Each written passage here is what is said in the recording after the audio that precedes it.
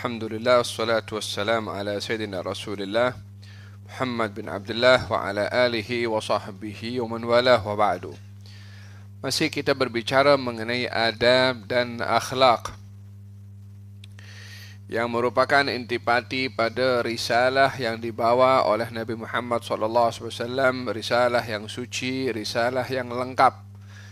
Innama bu'ithtu liutammima makarimal akhlaq. Wa baginda Rasulullah SAW bersabda, Al-birru husnul khuluq. Al-birru husnul khuluq. Kebajikan itu tertumpu kepada akhlak yang baik. Ada mengenai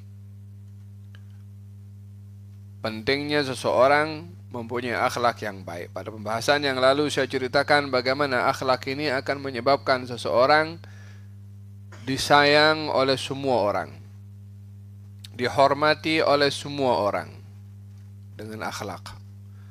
Dan bagaimana orang yang akhlaknya tak baik dibenci oleh semua orang, tak disenangi oleh semua orang.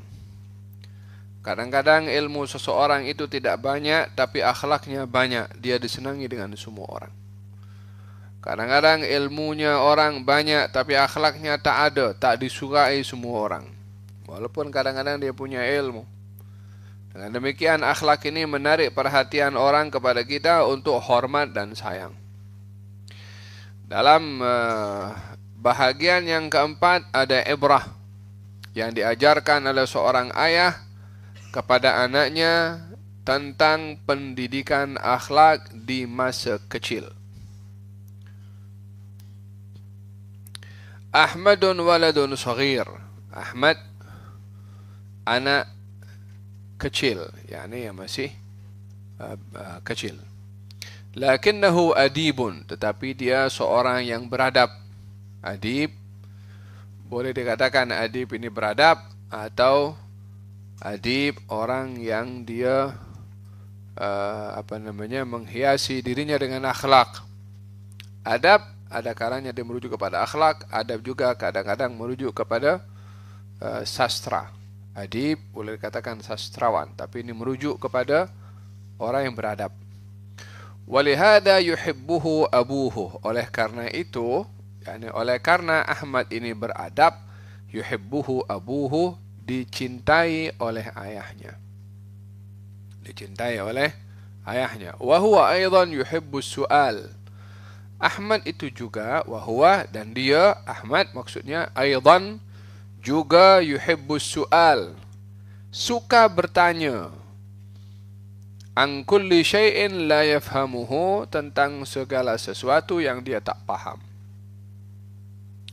Seorang anak mesti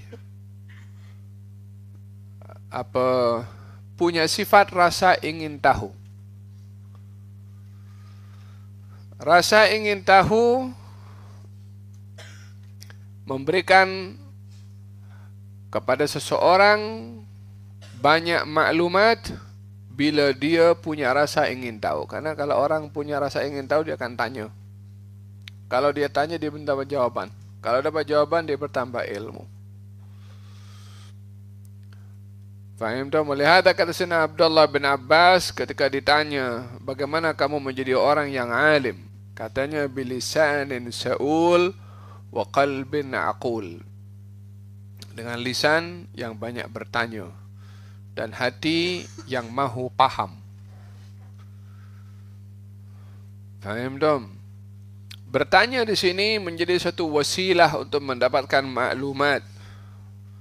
Yang dilarang itu kalau pertanyaan tak kena pada tempat, atau pertanyaan yang merepek, atau pertanyaan-pertanyaan yang tak penting. Itu yang dilarang. Da'qila wa qal wa kathratas su'al wa idha'atal mal. Da'qila wa qal, tinggalkan yang namanya katanya. Jangan suka menukil pembicaraan katanya, tak tahu siapa yang berkata. Faham tak? Karena kalau orang berbicara katanya berbicara sesuatu yang tak jelas. Sesuatu yang tak jelas menimbulkan rasa tanda tanya dan ingin tahu. Macam mana nak sampaikan sesuatu kalau tak jelas? Nanti orang boleh keliru. Wa kathratas su'al, jangan suka banyak bertanya, banyak pertanyaan yang tak berguna. Wa idha'atal mal, dan pembaziran harta. Katanya Ahmad ini di sini suka bertanya pertanyaan yang memberi manfaat. Dalam satu hari berjalan dengan ayahnya. Wa dhata yawmin tanazzaha ma'a abihi fi bustanin. Dhata yawmin, pada satu hari, tanazzaha bernuzhah, rekreasi, jalan-jalan. Ma'a abihi fi bustan, bersama dengan ayahnya di satu kebun. Berjalan di taman, di kebun. Fara'a syajarata wardin jamilatan. Maka Ahmad melihat syajarah, pokok wardin, bunga mawar. Jamilatan, indah. Namanya bunga mawar, indah, merah, ya kan? Ada berapa macam warna-warna bunga. Dan ini bahagian daripada keajaiban ciptaan Allah Subhanahu wa ta'ala yang dinikmati oleh mata manusia yang melihat untuk mengingati yang maha berkuasa yang menciptakan makhluk-makhluknya yang indah. Pada bunga bukan hanya indah pada warnanya, indah pada bentuknya, indah pada baunya. Subhanallah, siapa yang letakkan bau wangi pada bunga itu? Dimanfaatkan dengan bau wangi bunga itu, manusia mengambil manfaat. Sarinya diambil oleh lebah mengeluarkan madu pun juga yang mengambil manfaat adalah manusia juga. Jadi manusia itu melihat bunga saja, matanya melihat bunga terhibur, mencium bunga pun terhibur. Apa yang didapat daripada bunga pun kalau diletakkan di rumahnya, rumah itu menjadi indah. Dan kalau diberikan kepada orang lain pun akan terhibur. Faham tak? Belum lagi apa yang didapat pada bunga yang dimakan oleh lebah dan menjadi madu. Semua itu adalah anugerah Allah Subhanahu wa ta'ala untuk manusia ingat kepada Allah Subhanahu wa ta'ala. Bahagian daripada ciptaan Allah untuk kita bertafakkur. Faham tak? Oleh sebab itu kita diberi akal fikiran oleh Allah Subhanahu wa ta'ala untuk bertafakkur tentang akan makhluk-makhluknya Allah. Afdalul ibadah ibadatut tafakkur. Ibadah yang paling baik adalah ibadah bertafakkur. Akal fikiran kalau digunakan untuk bertafakkur umpama pisau kalau diasah, dia menjadi tajam. Akal fikiran kalau digunakan bertafakkur, dia menjadi brilian. Orang yang cerdik, pandai, peka, faham. Macam mana pisau kalau tajam, boleh potong, boleh guna untuk hal-hal yang bermanfaat. Macam itu juga akal fikiran. Tapi kalau akal fikiran tak digunakan bertafakkur, umpama pisau yang tak digunakan sehingga dia menjadi tumpul. Nak potong tak boleh, nak digunakan untuk apa pun tak boleh. Akal fikiran kalau tidak digunakan untuk bertafakkur, akal fikiran pun akan menjadi tumpul. Bebal kata orang. Tak paham. Tak cakna. Tak nak mengerti. Khabal kata orang Arab. Apa sebabnya? Diberi akal tak digunakan untuk bertafakkur. Faham tak? Jadi kita diajarkan untuk bertafakkur hatta melihat pokok-pokok, hatta melihat binatang-binatang, hatta melihat alam ini. Walakinnaha muwajjah. Ahmad tadi melihat pokok bunga mawar yang indah bunganya, tapi muwajjah. Walakinnaha muwajjah. Akan tetapi pokok itu bengkok.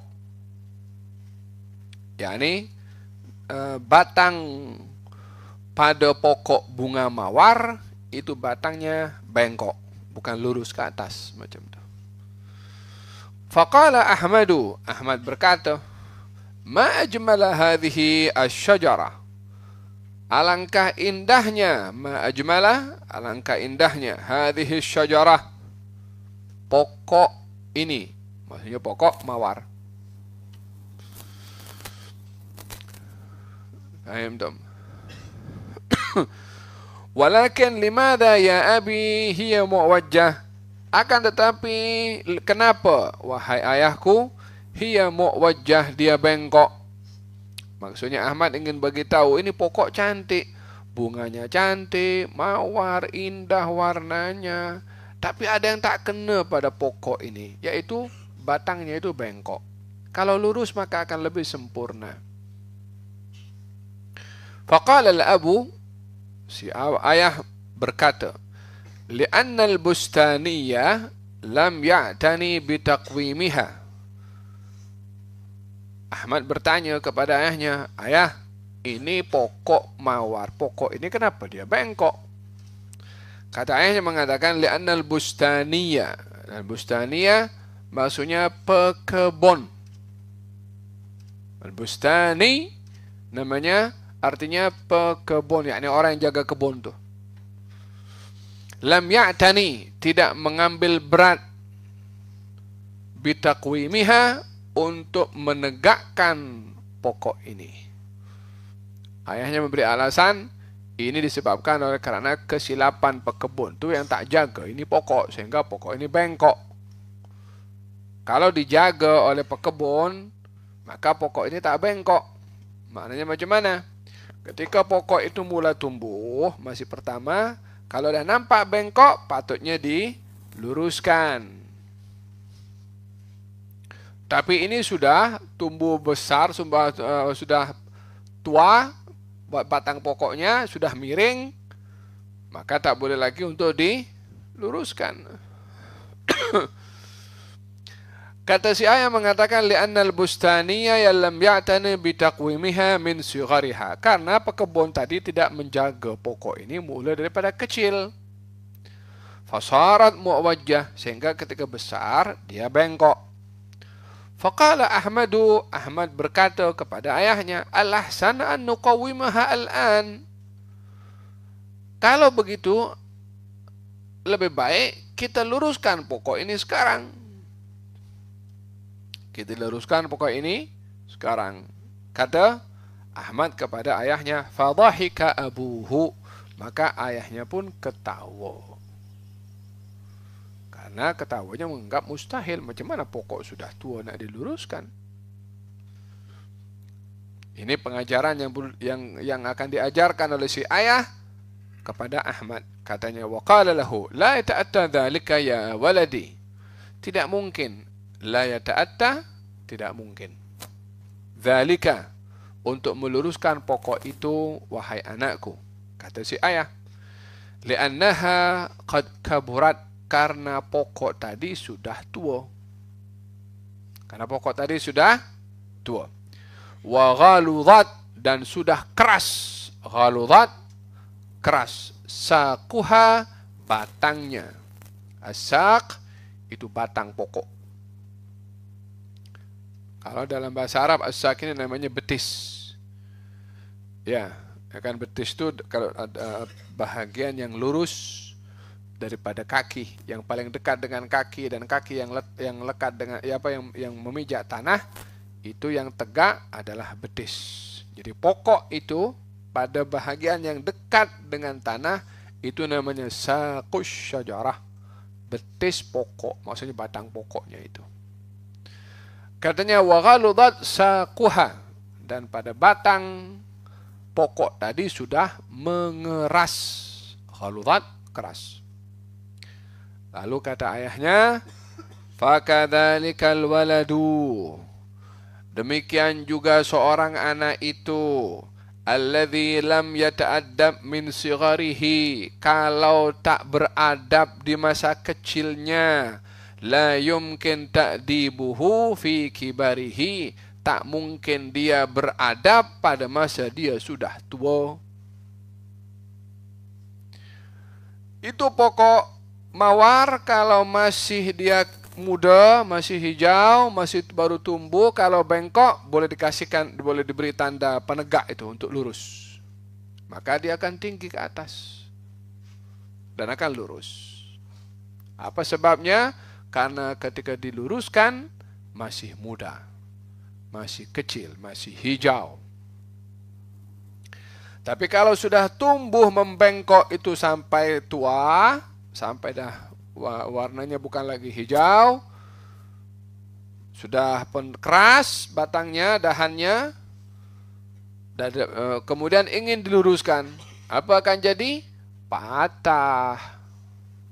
Batang pokok itu akan menjadi patah. Apa sebabnya? Dah tua. Maksudnya kalau sudah tua tidak mungkin diluruskan. Diambil ibrah daripada pokok tadi oleh si ayah Ahmad, mengajarkan kepada Ahmad, wahai Ahmad, kalau masih kecil orang belajar adab itu boleh untuk dia berubah menjadi baik kalau dia belajar adab. Tetapi kalau sudah tua baru nak belajar adab, baru nak merubah, macam pokok tadi yang dah kering, kalau diluruskan akan menjadi patah. Dia pun juga tidak mungkin kalau sudah tua untuk belajar atau mengubah diri menjadi orang yang beradab. Cerita ini juga mengajarkan belajar adab sebelum menyesal nanti sudah dewasa. Kenapa aku tak beradab dulu? Kenapa aku tak sopan dulu? Kenapa aku tak belajar? Bila sudah dewasa, bila sudah tua, maka tidak ada lagi apa-apa selain daripada penyesalan.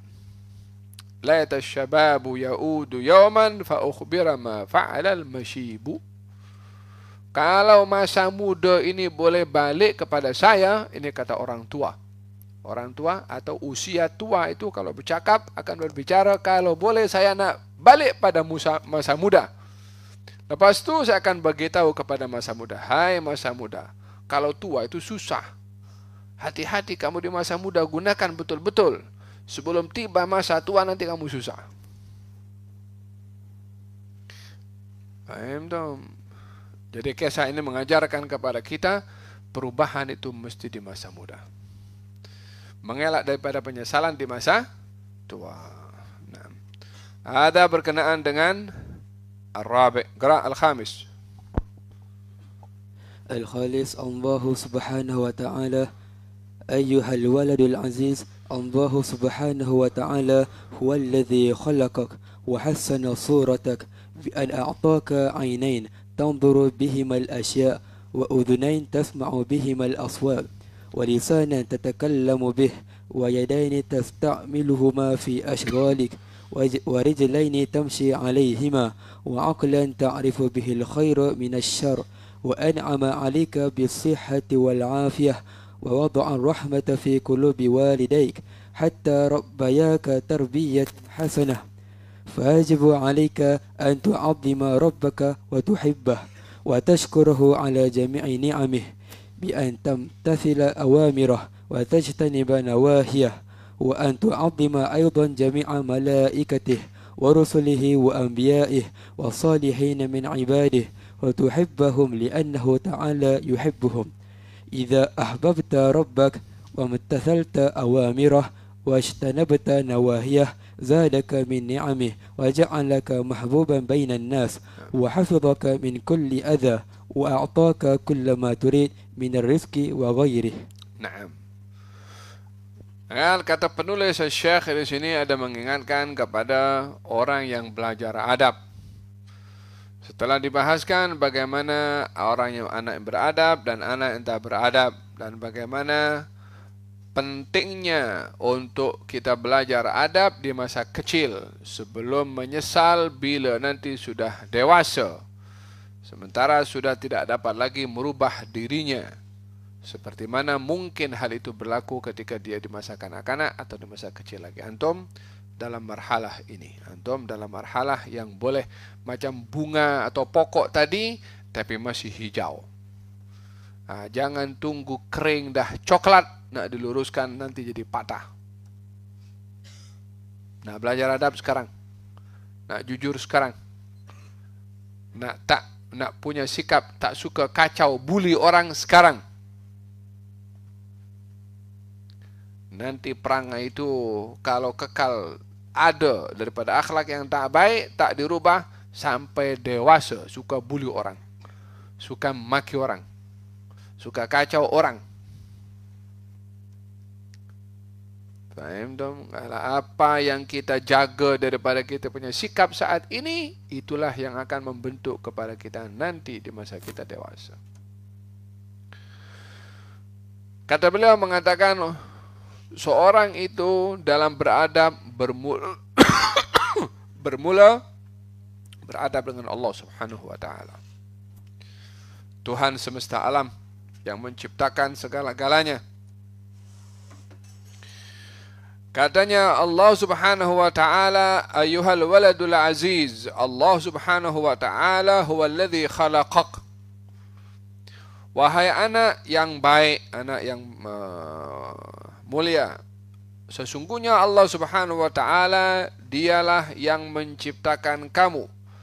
Berbicara tentang nikmatul ijad. Nikmat al-ijad. Apa nikmatul ijad? Nikmat kita diadakan, nikmat kita exist, nikmat kita diwujudkan oleh Allah Subhanahu wa taala. Kata Sayyidina Imam Ibn Athaillah mengatakan nikmat ini ada dua yang besar, nikmat dicipta, nikmatul ijad, wa nikmatul imdad. Nikmatul imdad, nikmat yang diberikan oleh Allah Subhanahu wa taala kepada seseorang. Segala kenikmatan yang kita dapat berpunca daripada nikmatul ijad. Kita menikmati segala kenikmatan yang ada, menikmati oksigen, menikmati keluarga, menikmati dengan nikmat kawan, dengan nikmat macam-macam nikmat, makanan, minuman. Semua itu kita rasa karena kita exist, karena kita ada. Kalau kita tak ada, macam mana nak menikmati apa yang Allah kasih dari atas muka bumi ini? Maka kata Syekh mengatakan di sini, yang perlu kamu perhatikan di dalam kamu beradab adalah, yang pertama adalah kamu beradab kepada Tuhan yang menciptakan kamu. Wa hassana suratak, dan mengindahkan bentuk wujud kamu. Huwa alladhi yusawwirukum fil arhami kaifa yasha.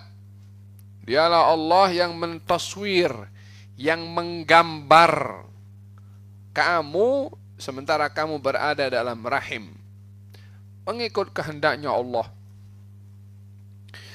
Sehingga kita melihat keajaiban ciptaan Allah pada wajah manusia, pada bentuk badan manusia. Ada yang tinggi, ada yang rendah, ada yang laki, ada perempuan, ada rambut keriting, ada rambut lurus, ada rambut berwarna pirang, ada rambut berwarna hitam, ada rambut berwarna coklat, ada mata terbuka, ada mata sipit, ada hidung mancung, ada hidung pesek, ada mulut kecil, ada mulut besar, ada gigi besar, ada gigi kecil, macam-macam bentuk wujud. Siapa yang cipta? Kilang mana yang buat? Huwallazi yusawwirukum fil arhami kaifa yasha. Laqad khalaqnal insana fi ahsani taqwim. Diciptakan oleh Allah dengan seindah-indahnya bentuk ciptaan. Walihada, seseorang yang dianugerahkan oleh Allah Subhanahu wa taala dengan wajah-wajah dan bentuk-bentuk yang ada kepada kita, itulah kehendaknya Allah untuk kita punya bentuk wajah dan tubuh badan seperti ini. Jangan pula kita bandingkan dengan wajah orang lain. Kenapa saya tak handsome seperti si fulan? Yang buat kamu itu kamu ke? Kamu boleh pergi kilang balik untuk ubah kamu punya muka ke? Boleh ada, pelik betul kalau orang pergi buat operate muka. Allah kasih elok-elok sempurna, dia operate bentuknya macam Allahu a'lam. Faham tak? Dikasih bentuk yang paling indah oleh Allah Subhanahu wa taala, dia nak yang lain. Ada orang laki operate nak jadi perempuan. Ada orang perempuan operate jadi laki-laki. Ada orang berkulit hitam, dia operate nak jadi orang berkulit putih. Ada orang berkulit putih nak operate jadi berkulit hitam. Kenapa tak jadi kambing sekali? Tak bersyukur dengan ciptaan yang Allah kasih. Bagaimana menggunakan akal fikirannya seperti itu? Mencabar kuasa Tuhan. Salah satu nama Allah Subhanahu wa taala Al-Musawwir, yang menggambar, yang membentuk. Seseorang yang dibentuk wujudnya oleh Allah Subhanahu wa taala dalam bentuk wujud apapun. Ingat, Allah mahukan saya dengan bentuk seperti ini. Kenapa nak dibandingkan dengan orang lain? Kenapa saya mesti contoh kepada muka orang lain? Yang cipta saya nak saya seperti ini? Ada seorang sahabat Nabi itu namanya Julaibib. Tahu nama Julaibib? Dan mukanya tak kena sikit pada mukanya. Dia okey, dia syukur kepada Allah Subhanahu wa taala. Dia tak ada komplain. Dia tahu hakikat kehidupan bukan di dunia. Dia tahu kehidupan bukan mengikut ukuran orang lain. Oleh sebab itu tak boleh kita tengok kepada orang lain yang ada something pada wajahnya, pada anggota tubuh badannya dengan pandangan menghina atau merendahkan kepada dia. Ini ciptaan Tuhan. Allah Subhanahu wa taala berkehendak untuk menciptakan dengan kepelbagaian untuk kita mengambil ibrah daripada kepelbagaian bentuk. Fahimtum? Katanya wa hasana suratak, Allah mengindahkan bentuk kamu. Cukup bagi manusia menjadi indah pada bentuknya kalau berjalan dengan kakinya. Coba kalau kita berjalan dengan tangan, atau dengan tangan dengan kaki, dengan seperti binatang, ya kan? Macam mana nak makan, macam mana nak tidur, macam mana, subhanallah, kita dengan bentuk ini, kita boleh lompat, boleh drive kapal terbang lagi, kan? Coba kalau lembu naik dari kapal terbang, macam mana nak drive? Wa illa zirafah. Tahu zirafah? Yang kepalanya panjang ini kan. Dijadikan oleh Allah Subhanahu wa taala bentuk wujud manusia macam ni. Boleh tekan brake, boleh tekan minyak, boleh drive, boleh pusing sana, boleh exercise. Kadang-kadang orang kalau exercise boleh kakinya sampai ke kanan dan ke kiri. Ya subhanallah. Siapa yang cipta bentuk keajaiban yang luar biasa pada tubuh badan manusia? Allah Subhanahu wa taala. Wa hasana suratak bi an a'taka ainain. Allah bagi kepada kita dua mata. Dan bukan dua mata di sini. Bukan satu di sini, satu di sini. Atau bukan di sini, bukan di sini. Diletakkan di hadapan sini. Alam naj'al lahu ainain wa lisanan wa syafatan wa hadainahun najdain. Disoal oleh Allah, bukankah aku bagi kepada engkau dua mata? Dengan keajaiban yang ada pada mata. Berapa sel yang ada pada mata ini? Berapa bahagian yang ada pada mata ini sehingga kita dapat membezakan warna. Yang kalau satu sel saja pada mata ini diambil, nampak mungkin ini semuanya hitam putih. Tak nampak warna. Pernah dengar itu orang buta warna? Nampak semuanya sama. Allah kasih kepada kita dapat bezakan ini warna purple, ini warna merah, ini warna putih, ini warna hijau, ini warna. Ya subhanallah. Diberikan oleh Allah Subhanahu wa taala mata bukan hanya melihat tapi dapat menikmati. Macam tadi itu Ahmad tengok indahnya bunga mawar. Karena warnanya. Warna itu yang menikmati siapa? Mata. Kilang mana yang boleh bagi mata boleh seperti ini. Faham dong? Ini mengajak kepada kita bersabuk. Ini bahagian daripada adab kepada Allah Subhanahu wa taala. Tanzur bihima al-asya', dengan kedua mata kamu dapat melihat segala sesuatu. Wa udhunain, Allah bagi kepada kamu dua mata. Tasma' bihima al-aswat, kamu dapat mendengar dengan kedua telinga kamu suara-suara. Sehingga dengar suara orang berteriak, kita tutup telinga. Kita mendengar orang maki, kita pun tak boleh terima untuk mendengar. Kita mendengar orang baca qasidah, kita menikmati indahnya suara dan kandungan bait-bait yang dibaca. Pada pendengaran ini, ada kalanya kita mendengar sesuatu boleh marah, ada kalanya kita mendengar sesuatu kita tutup telinga tak mahu dengar, ada kalanya kita mendengar sesuatu menikmati apa yang kita dengar. Alatnya pendengarannya satu, tapi reaksinya berbeza. Wa inni kullama da'awtuhum ja'alu asabi'ahum fi adhanihim wastaghshaw thiyabahum wa asarru wastakbaru istikbara. Dia tutup telinganya, tak mahu mendengar kebenaran. Dalam Al-Quran Allah berfirman, wa ta'iyaha udhunun wa'iya. Udhun, telinga. Faham tak? Untuk kita juga beradab kepada Allah yang bagi kita mata, bagi kita telinga, walisanan tatakallamu bih, dan Allah bagi kepada kita lisan untuk kamu berbicara.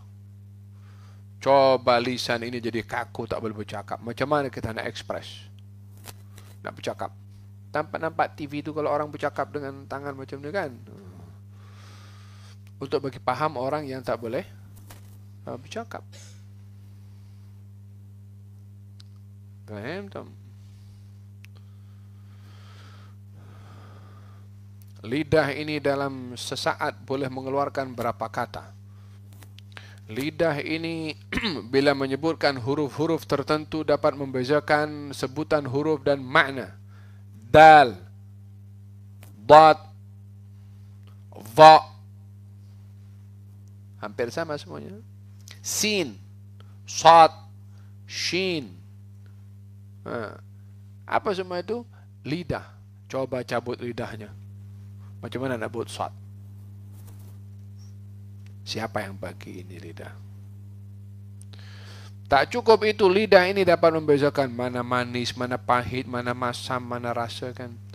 Mana rasa kari, mana rasa tom yam, mana rasa ikan patin, mana rasa pisang goreng. Lidah. Siapa yang bagi? Ini perlu kepada kita tafakkur. Jangan kita guna saja semua anggota ini tanpa kita ingat siapa yang kasih. Ini bahagian daripada adab kepada Allah Subhanahu wa ta'ala melalui anggota yang diberikan oleh Allah kepada kita. Mata, telinga, termasuk juga lisan. Wa yadain tasta'miluhuma fi ashghalika, dan kamu diberi kedua tangan yang kamu dapat menggunakannya dalam kerja-kerja kamu.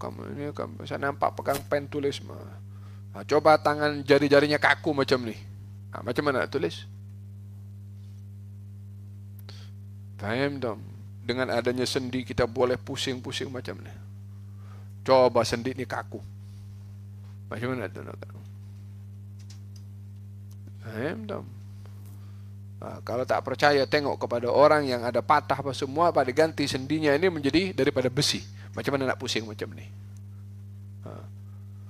Lutut itu kalau sudah diganti dengan besi, dah tegak terus macam tu. Nak dilipat tak boleh, nak duduk tak boleh, nak sembahyang sujud tak boleh. Baru satu anggota diambil oleh Allah Subhanahu wa ta'ala. Karena rosak ke wala apa ke. Faham tak? Ini adab kepada Allah Subhanahu wa ta'ala. Hari-hari enta gunain semua anggota yang Allah kasih sama enta. Wa rijlain tamshi alaihima, dua kaki kamu berjalan. Wa agalan ta'rifu bihal khair minasyarr, dengan akal fikiran yang dengannya kamu dapat membezakan mana baik, mana yang tak baik. Wa an'am 'alaika bis-sihhati wal 'afiyah, dan Allah memberikan nikmat kepada kamu sehat dan afiat. Ini adab kepada Allah, kita ingat nikmatnya. yang Allah kasih. Wa wada'a ar-rahmata fi qulubi walidaik, dan Allah Subhanahu wa taala meletakkan rahmat di dalam hati kedua orang tua kamu, hatta rabbayaka tarbiyatan hasanah, sehingga kedua orang tua kamu mendidik kamu dengan baik. Diberi belas kasihan di hati orang tua, sehingga anak ketika maaf cakap buang air kecil, ibunya tak bosan untuk membersihkan, memandikan, dibersihkan supaya wangi, dipakaikan minyak wangi, pakai minyak telon, pakai bedak, ya kan? Pakai pempes mungkin satu hari entah berapa kali digantikan pempes. Jika anak itu dalam menangis, ibunya pening macam mana, apa hal, sakit perut kok atau apa, bagi minyak minyak kayu putih, gosok-gosok situ. Dalam sehari, dalam semalam ketika tidur 4, 5, 6 kali bangun untuk menyusu, ibu pun juga bangun untuk menyusu. Menyusui anaknya. Tak boring, tak geram, tak marah, tak komplain. Bila sakit segera pada hospital, yang bayar orang tuanya. Itu anak bayar kepada dokter. Ayahnya banting tulang pergi ke sana kemari, simpan duit untuk anaknya berdewasa, boleh makan, boleh minum, boleh belajar. Setelah orang tua banting tulang semua, sudahlah syarat mengandung 9 bulan, nak tidur susah, nak makan pun kadang dalam keadaan mengidam, itu macam-macam hal yang terjadi, ya kan? Udah mula makin tua mengandung itu semakin susah untuk tidur, nak si miring sana salah, ini dia pun bayinya menendang, dia pun bangun malam terkejut juga. Ibunya begitu ketika mengandung anaknya. Lalu anak sudah dewasa, sudah mula belajar, sudah mula paham, kurang hajar dengan ibunya. Anak macam apa itu? Ada rasa ke ibunya masa mengandung dia? Tahu ke apa perjuangan orang tuanya ketika malam bangun berkali-kali bagi susu dan macam-macam?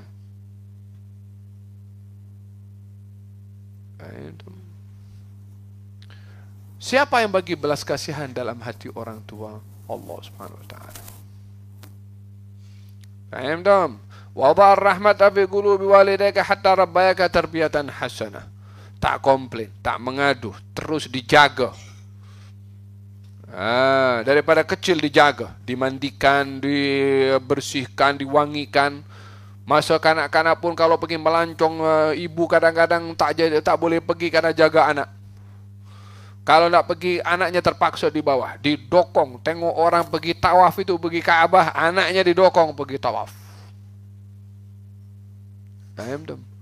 Tumbuh dewasa, sudah masukkan sekolah, dimasukkan asrama, orang tuanya yang sedih karena berpisah dengan anaknya. Anak di sekolah main-main, tak peduli pun, tak ingat perjuangan. Kadang-kadang ada anak mendahulukan teman daripada orang tuanya.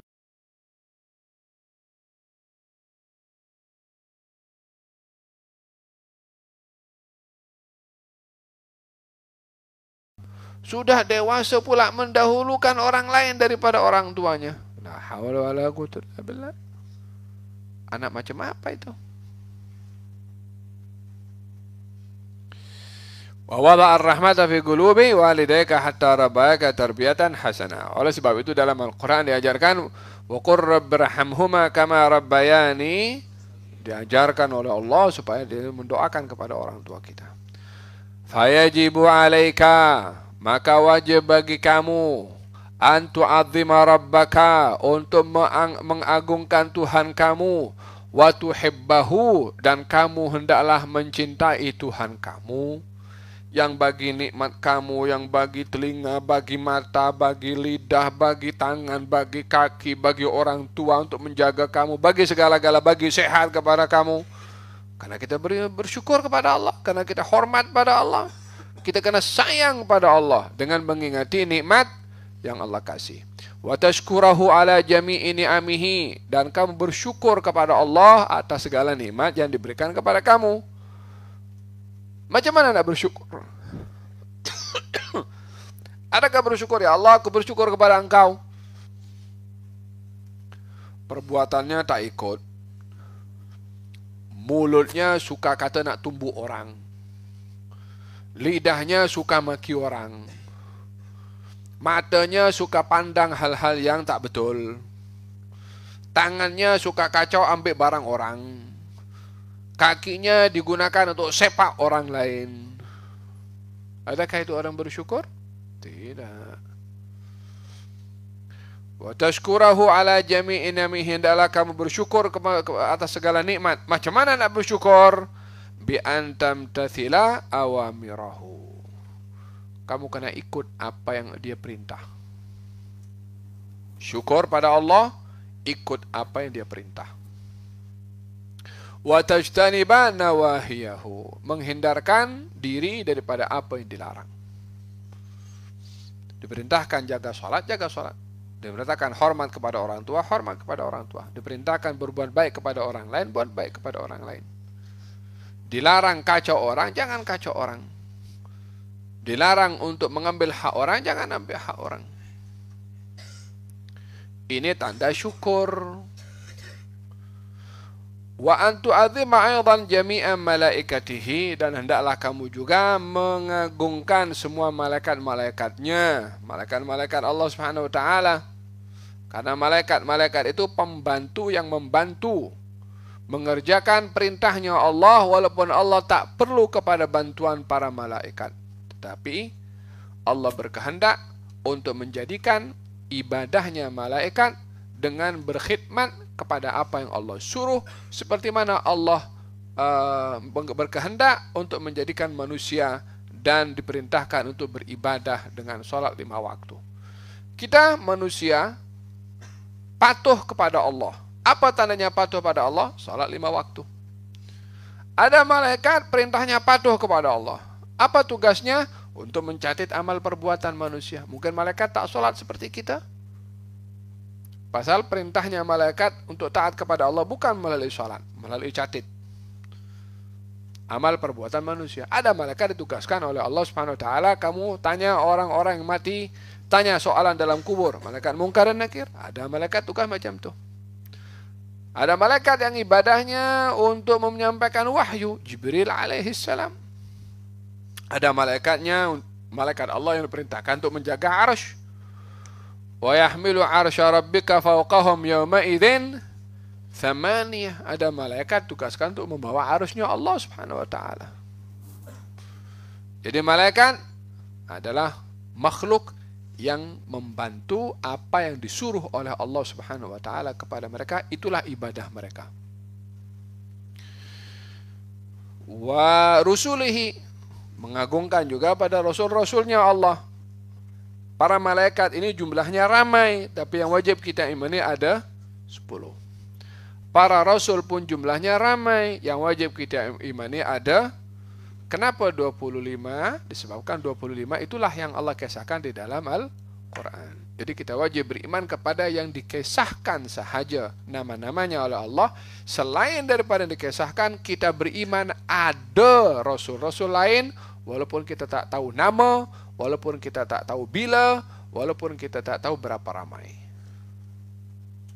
Intinya, wajib beriman kepada para anbiya dan rasul secara khusus 25, dan secara umum lebih daripada 25, walaupun kita tidak mengetahui jumlah spesifiknya. Yang 25, kita kena mesti tahu namanya, mesti hafal. Itu kewajiban iman kepada para rasul. Wa anbiya'ihi, dan para nabi. Apa beza nabi dengan rasul? Ada mengatakan tak ada beza. Ada mengatakan nabi ini yang meneruskan dakwahnya rasul. Nabi ini yang tidak mendapat wahyu baru atau risalah baru seperti rasul. Wassalihina min ibadihi, dan juga hamba-hamba Allah yang saleh. Kamu kena tuhibbuhum, kamu cinta kepada mereka, li'annahu ta'ala yuhibbuhum, karena Allah ta'ala juga cinta kepada mereka. Katanya, idza ahbabta rabbaka, kalau kamu cinta pada Tuhan kamu, wamtathalta awamirahu, dan kamu ikut perintah-perintahnya, wajtanabta nawahiyahu, dan kamu menghindarkan diri daripada larangan-larangannya, apa yang akan didapat? Zadaka min ni'amih, Allah akan tambahkan lagi nikmatnya pada kamu. Wa ja'alaka mahbuban bainan nas, dan Allah jadikan kamu sebagai orang yang disayang di tengah-tengah manusia. Wa hafizaka min kulli adha, dan Allah menjaga kamu daripada segala gangguan. Kalau kita mentaati perintahnya Allah dan menjauhi segala larangannya. Wa a'taka kullama turid, dan Allah akan memberi kepada kamu apa saja yang kamu inginkan, minar rizqi wa ghairihi, daripada rezeki dan juga lain-lainnya. Bila kita tunaikan haknya Allah untuk kita taati apa perintahnya dan hindarkan diri daripada apa yang dilarang, maka Allah akan penuhi hak kita dengan diberi nikmat tambahan, dijaga oleh Allah, dicukupkan daripada segala bahaya. Moga-moga Allah Subhanahu wa taala menjadikan kita golongan orang yang taat kepada segala perintahnya Allah dan menjauhi segala larangannya, dan Allah Subhanahu wa taala bimbing kita untuk beradab dan berakhlak kepada Allah dengan mengingati segala nikmat untuk kita bersyukur kepadanya. Amin Allahumma amin. Munsyid ya munsyid.